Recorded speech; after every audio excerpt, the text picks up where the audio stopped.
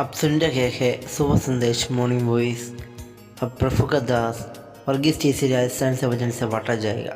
स्वर्ग छोड़ के धरती पे आया, राजा होकर प्रजा बना। स्वर्ग छोड़ के धरती पे आया, राजा होकर प्रजा बना। मेरे गुनाहों की माफी देने, मेरे गुनाहों की माफी देने आया तू, आया तू आया। पर मैंने न तुझको पहचाना, पर मैंने न तुझको पहचाना। क्षमा करो, क्षमा करो, क्षमा करो,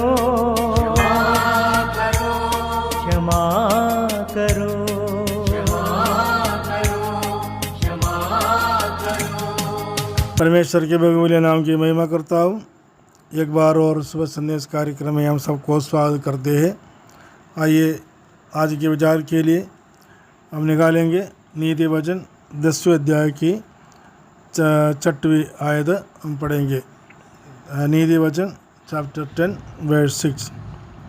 धर्मी पर बहुत से आशीर्वाद होते हैं, परंतु उपद्रव दुष्टों का मुँह चाल लेता है। प्रभु के नाम की महिमा हो। पिछले सप्ताह हम इसे अध्याय में से कुछ बातों के ऊपर विचार किया था। वहाँ हम तीसरा आयत के अंदर हमने देखा, धर्मी को यहोवा भूख को मरने नहीं देता, परंतु दुष्टों की अभिलाषा पूरी होने नहीं देता है। आज इधर हम देखने जा रहा है धर्मी जनों का कुछ विशेषता इस अध्याय के अंदर जो लिखा हुआ है। धर्मी जनों के संबंध में कुछ बात है जो सुलेमान जो अपनी नीति वचन के रूप में जो बताया है, उसी में से हम देखने जा रहा है कि धर्मी जनों की कुछ विशेषता कैसे होना चाहिए और कैसे होता है, इसके बारे में हम कुछ बातें देखेंगे। पहली बार हम 6वीं आयत के अंदर हमने ये देखा है कि धर्मी पर बहुत से आशीर्वाद होते हैं। परमेश्वर मनुष्य को आशीर्वाद देता है या आशीष देना चाहते हैं। अनुग्रह मिलना परमेश्वर के लोगों का हक होता है। जो अनुग्रह के लिए हम परमेश्वर से प्रार्थना करते हैं और परमेश्वर का वचन के अनुसार चलने का कारण परमेश्वर से मिलने वाला अनुग्रह को प्राप्त करना है। और इसलिए इधर लिखा है कि धर्मी पर बहुत से आशीष मिलता है। इसका मतलब धर्मी का जो सिर पे बहुत सारे आशीष होता है, यही है इसका मतलब। हमारा जीवन एक धर्मियों का जीवन की विशेषता में पहली बात ये होता है कि धर्मी का सिर जो आशीर्वाद से भरे हुए होना चाहिए। और दूसरी बात हम देखते हैं उसकी 7वीं आयत के अंदर हम देखते हैं धर्मी को स्मरण करना। और धर्मी को लोग स्मरण करते हैं। और स्मरण कैसे करते हैं उसमें लिखा है, लोग आशीर्वाद देते हैं। लोग परमेश्वर के लोगों को, जो सुनने वाला लोग जो जिन लोगों से व्यवहार करते हैं, वो लोग इनको आशीर्वाद देते हैं, मतलब उनको प्रोत्साहन देते और अच्छा बोलते। उन लोगों के बारे में हमेशा भलाई की बात बोलते। इसका मतलब है धर्मी जनों के लिए एक स्मरण होना, दूसरों के सामने, अन्य लोगों के सामने, दुष्टों के सामने धर्मी जनों के लिए अपना एक स्मरण रखना, नाम रखना बहुत ज़रूरी है। 11वीं आयत के अंदर तीसरी बात हम देखते हैं धर्मियों का मुँह। और इसकी 31 आयत के अंदर भी हम देखते हैं कि धर्मियों के मुँह से बुद्धि टपकती है और धर्मियों का मुँह तो जीवन का सोता है, परंतु उपद्रव दुष्टों का मुँह छा लेता है। इधर हम देखते हैं कि धर्मी जनों का मुँह और जीवन का सोता है। और आगे कितनी शायद में लिखा है कि बुद्धि को टपकते हैं। तो हमेशा हमारे जो भजन जो है, हमारे जो शब्द जो है, हमारे मुँह से निकलने वाले जो शब्द वो जीवन की स्वतः होना चाहिए। ये धर्मियों का तो एक विशेषता। चौथी विशेषता हम 16वीं आयत के अंदर हम देखते हैं।